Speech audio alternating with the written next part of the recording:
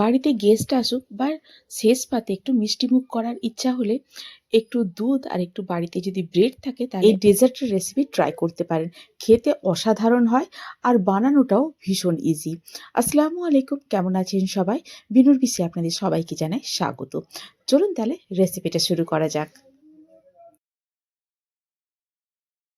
আমি এখানে milk bread নিয়েছি, আপনারা যে কোনো স্লাইস ব্রেড নিতে পারেন, তবে মিল্ক ব্রেডের টেস্টটা বেশি ভালো হয়।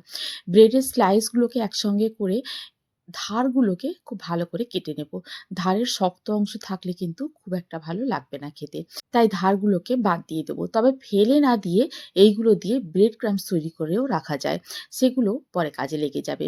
এগুলোকে যদি তেলে ভালো করে ডিপ ফ্রাই করে নিয়ে বা ঘিয়ে ভালো করে ডিপ ফ্রাই করে নিয়ে চিনির শিরাতে ডুবিয়ে দেওয়া যায় বেশ মুচমুচে অবস্থাতে, তাহলেও কিন্তু খেতে বেশ লাগে।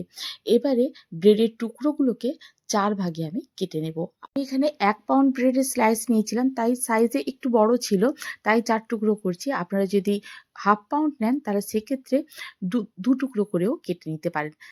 এই যে স্লাইসগুলো সব কাটা হয়ে গেছে, এবারে একটা প্যান চাপিয়ে দেব। প্যানের মধ্যে দিয়ে দেব ঘি, তবে ঘিটাকে কিন্তু ধোঁয়াটা গরম করব না। ঘিটা একটু গলে গেলে এবারে ব্রেডের যে টুকরোগুলো ছিল সেইগুলোকে দিয়ে দেব। ঘিয়ের মধ্যে দিয়ে 2 পিঠ একেবারে লাল লাল করে ভেজে তুলে নেব। আর এখানে ফ্লেমটাকে আমি রেখেছিলাম মিডিয়ামে। আপনারা যদি চান ডিপ ফ্রাইও করতে পারেন ঘিয়ে, আমি এখানে শ্যালো ফ্রাই করে নিচ্ছি। আর এটা কিন্তু ঘিয়েতেই ফ্রাই করে নিতে হবে, তেলে ফ্রাই করলে টেস্ট খুব একটা ভালো হবে না। এই যে 2 পিঠ একেবারে লাল লাল করে ভাজা হয়ে গেছে, এগুলোকে তুলে নেব। বাকি টুকরোগুলোকে একই রকমভাবে ভেজে নেব। এই যে আমাদের সব টুকরোগুলোকে ভাজা হয়ে গেছে, এবারে আমি প্যানের মধ্যে নিয়ে নিচ্ছি দুধ প্রয়োজন মতো। আপনারা যতটা ব্রেড নেবেন সেই পরিমাণ অনুযায়ী দুধ নেবেন। আমি এখানে 6টার মতো টুকরো নিয়েছিলাম, তাই এখানে আমি নিয়ে নিয়েছিলাম প্রায় হাফ লিটারের মতো দুধ।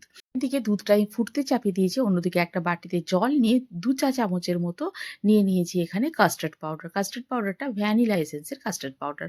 দুধটা এখানে আমাদের ফুটে উঠে গেছে, এবারে অল্প অল্প করে কাস্টার্ড পাউডারের যে মিক্সচারটা আমি তৈরি করে রেখেছিলাম সেটা দুধের মধ্যে দিয়ে দেব, দিয়ে অনবরত নাড়তে থাকবো।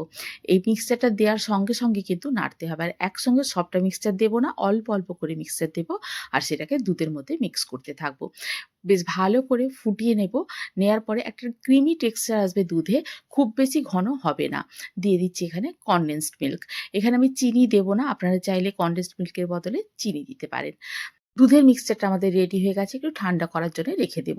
এদিকে নিয়ে নিয়েছি একটি সার্ভিং বোল। সার্ভিং বোলের মধ্যে যে ব্রেডের টুকরোগুলোকে আমি ফ্রাই করে রেখেছিলাম সেগুলোকে এক এক করে সাজিয়ে দেব। এবারে এর ওপরে দিয়ে দেব দুধের যে মিক্সচারটা আমি রেডি করে রেখেছিলাম সেটা। দুধের মিক্সচারটা কিন্তু এখন খুব বেশি গরমও নেই, আবার একেবারেও ঠান্ডা হয়ে যায়নি, হালকা গরম আছে। দুধের মিক্সচারের মধ্যে ব্রেডের টুকরোগুলোকে খুব ভালো করে ডিপ করে দেব, আর ওপর থেকে দিয়ে দেব পছন্দ মতো ড্রাই ফ্রুটস কুচি। এখানে আমি দিয়েছিলাম পেস্তা আর আমন্ডসের কুচি। আপনারা আপনাদের পছন্দ মতো ড্রাই ফ্রুটস ব্যবহার করতে পারেন। হয়ে গেল আমাদের ডেজার্ট রেসিপি একদম রেডি। আপনারা তাহলে বাড়িতে ট্রাই করুন, করে জানান আমাকে কেমন লাগলো। যদি ভালো লেগে থাকে তাহলে বন্ধুদের সঙ্গে শেয়ার করুন। আর যদি কোনো নতুন বন্ধু থেকে থাকেন তাহলে আমার চ্যানেলটিকে সাবস্ক্রাইব করে পাশে থাকার অনুরোধ রইল।